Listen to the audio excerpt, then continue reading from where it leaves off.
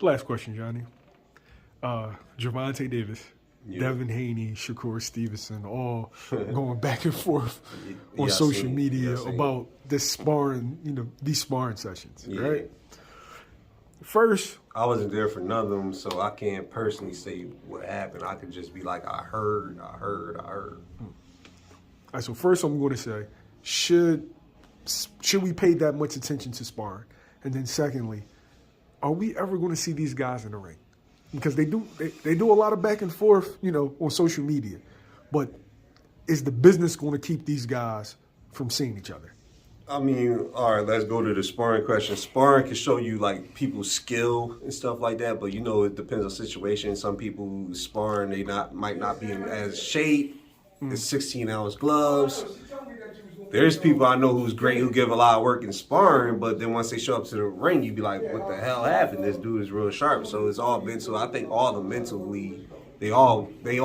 I don't think you gotta worry about that with them mentally, but I wouldn't be like, yeah, just because they had one of them got off on each other each time. I wouldn't depend on that because it's different with 16-ounce gloves and stuff like that. But they all got skill, and you can see like if you was there to probably watch them spar, you could probably see where they struggle with each other. But I wanted to put it all the way in because I heard from the Vegas situation, I heard situations like I get both of they in. Devin Haney probably had a good night because I get it when you going in different time zones, just flying. You flying in different time zones, then you get on late at night.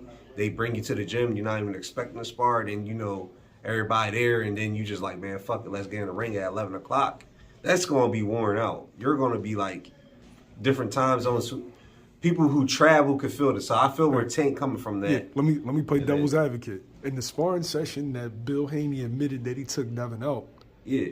Devin was how old? Devin was 16. So that's why I was I was about to get to that too. So I was like, the first time around, you can see where Devin's 16, he young, he don't got no man strength. Tank is way stronger. A 16 to a 20-year-old, strength-wise, is a difference of maturity of your body. So it's like they both have their situations where it's like, all right, I can see why one they had an off night compared to the other. So, but even with Shakur, you seen that sparring, but at the end of the day, that was years ago too. I think they both matured up as men. Only criticize Devin Haney is, to me, his best fight, and it's crazy that people be like, oh yeah, it was his worst fight because he got hurt, was against Linares, because he actually showed me that if he's willing to, he could fight inside, and that's always been critical of Devin Haney, is him fighting inside. One thing about Shakur compared to all of them, Shakur is real good at distance and being disciplined. And Tank is the most explosive, for sure. And Tank has a better skill set than most people think. Like, I've seen him in the gym spar. So I see the skill level that he has compared to what he shows. He showed a few fights. He showed like his little slickness, defensive, and him being technical. But Tank is technical. So they the fights. To me, they the crop for sure. That 35. That I want to say. Do we get those fights? I mean, Tank not with Floyd no more, so he got more say so. Devin Haney, he's partner up. So they got to say so, and hopefully, I think Tank big enough to get them cross promotions. So, hopefully, like Tank says, after Ryan Garcia, we get them fights. Let's bring boxing back. Who wins those fights, Johnny? Who wins them fights, man? It's tough, man. It's tough. It's tough. It's tough. Right now, I'm in the air with Tank and Shakur. I would probably lean towards them over Devin. I don't know. It's tough. Whoever has the best day, but I would have to really think and break down their matchups. Could it be? Sure. For me, I see it as a situation where Devin's my favorite out of those three. Yeah.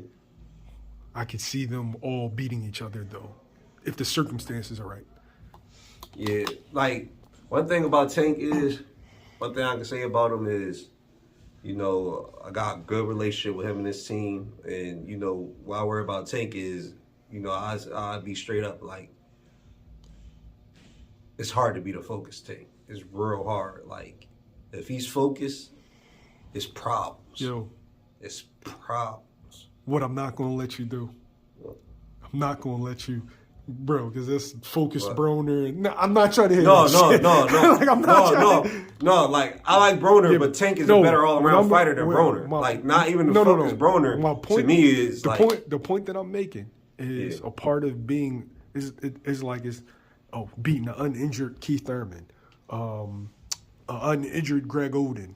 You understand what I'm saying? Yeah, I get what you're saying, but to me, Broner, even when Broner was in his hype, as much as like Broner, he was hyped up as a fighter. I'm making a point. Being focused is the part of the sport. Injuries are a part of the sport. No, I agree. So saying like a focus Tank, like no, like even an unfocused Tank is beating most people, but when he locks in, it's gonna be like that's why I'm interested because them names should make him lock in. And from what I heard, he's locked in for this fight, so we'll see.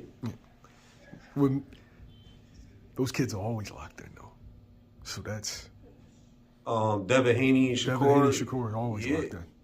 Yeah, that's why I was like, you got locked in, mentally disciplined, always in shape, talented fighters, and then you got Tank who goes up and down, but might be the most gifted out of the bunch. Yeah. So it's mixed for. Yeah. So they all if.